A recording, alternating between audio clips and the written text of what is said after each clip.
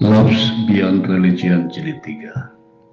Agama bersifat legalistik tetapi kasih memerdekakan.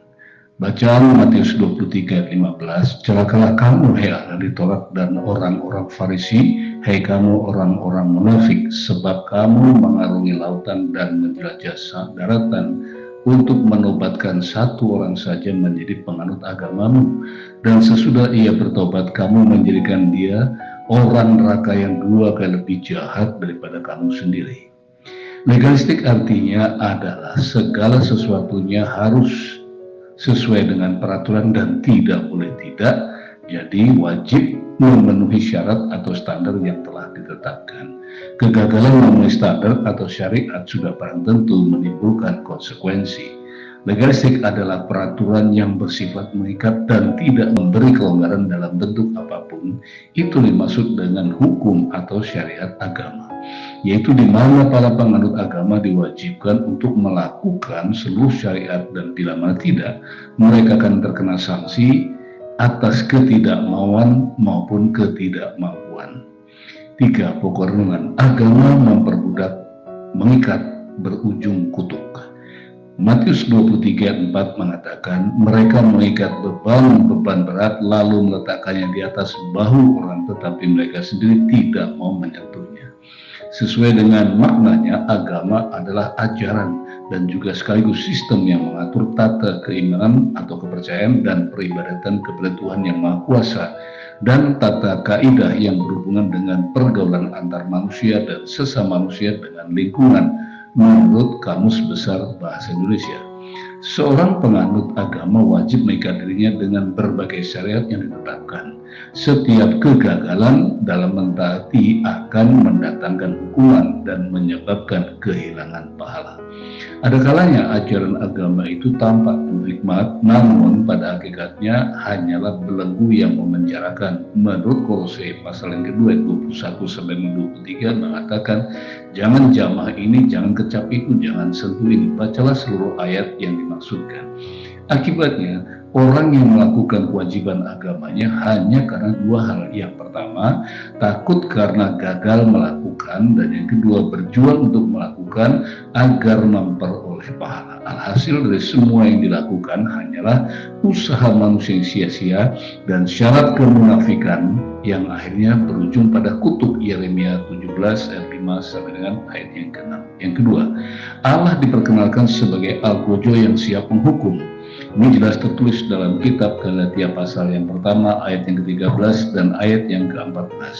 Sebab kamu telah mendengar tentang hidupku dahulu dalam agama Yahudi, tanpa batas aku menganiaya jemaat Allah dan berusaha untuk membinasakannya.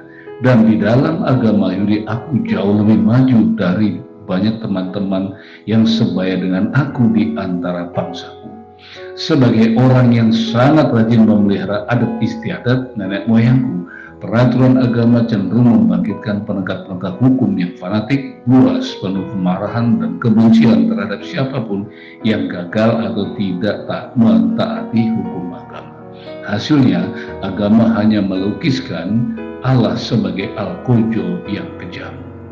Paulus mewakili fanatisme penganut agama atau pembela doktrin yang berjuang menegakkan adat istiadat atau paradosis dalam bahasa Yunani.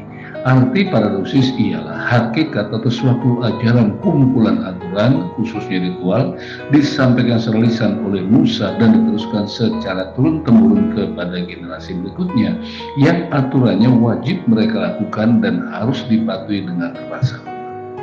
Paradosis mengajarkan setiap pelanggaran terhadap hukum agama wajib diganjar dengan sanksi yang sangat berat. Hukum hanya mengandalkan asas sebab dan akibat, serta tidak ada pengampunan. Jelas dalam kitab Keluaran pasal 19 ayat 12 sampai 13. Di dalam hukum ada hanyalah pahala bagi yang melakukan dan hukuman bagi yang tidak taat. Pokok renungan yang berikut, kasih karunia Kristuslah yang menyelamatkan. Yohanes 8 ayat 31 dan 32 mengatakan, maka katanya kepada orang-orang Yahudi yang percaya kepadanya, jikalau kamu tetap dalam firman-Ku dan kamu benar-benar adalah murid-Ku, dan kamu akan mengetahui kebenaran, dan kebenaran itu akan memerdekakan kamu. Kristus hadir untuk memperkenalkan kebenaran dan bukan mengajarkan agama. Makna dari kebenaran yang sejati atau aletheia yang artinya adalah apapun yang menjadi kehendak dan keputusan Allah. Kristus datang untuk mewartakan kemerdekaan dari belenggu agama yang gagal menyelamatkan penganutnya.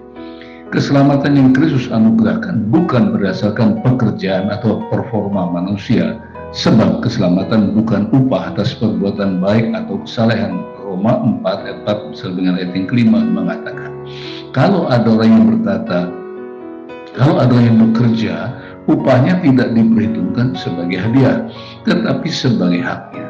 Tetapi kalau ada orang yang tidak bekerja, namun percaya kepada Dia yang membenarkan orang durhaka, imannya diperhitungkan menjadi kebenaran. Oleh karena kasih karunia Allah dalam Kristus Yesus, orang berdosa diselamatkan dari murka Allah dan dari kebinasaan kekal. Sebab karena kasih karunia kamu diselamatkan oleh iman, dan itu bukan hasil usahamu tetapi pemberian Allah. Itu bukan hasil pekerjaanmu. Jangan ada orang yang memegahkan diri. Efesus 2 ayat 8 sampai dengan ayat yang ke-9. Saya tutup dengan 3 closing statement. Yang pertama, Kristus sudah membebaskan kita dari roh dunia. Jadi kita tidak harus menaklukkan diri kita lagi kepada rupa-rupa peraturan seolah-olah berasal dari Tuhan. Kolose 2 ayat yang ke-20. Yang kedua, kita diselamatkan dan mendapat bagian dalam kekudusannya bukan karena perbuatan baik kita, tetap oleh kasih karunia Allah dalam Kristus Yesus. 2 Timotius 1 ayat yang ke-9. Yang terakhir atau yang ketiga, aletheia adalah kebenaran yang diajarkan oleh Kristus, yaitu menghormati Tuhan dan melaksanakan tujuannya melalui Kristus, dan menghormati kewajiban sebagai manusia, menentang takhil serta pendapat yang menyimpang dari ajaran palsu. Galatia 1 ayat 18. Tuhan Yesus memberkati.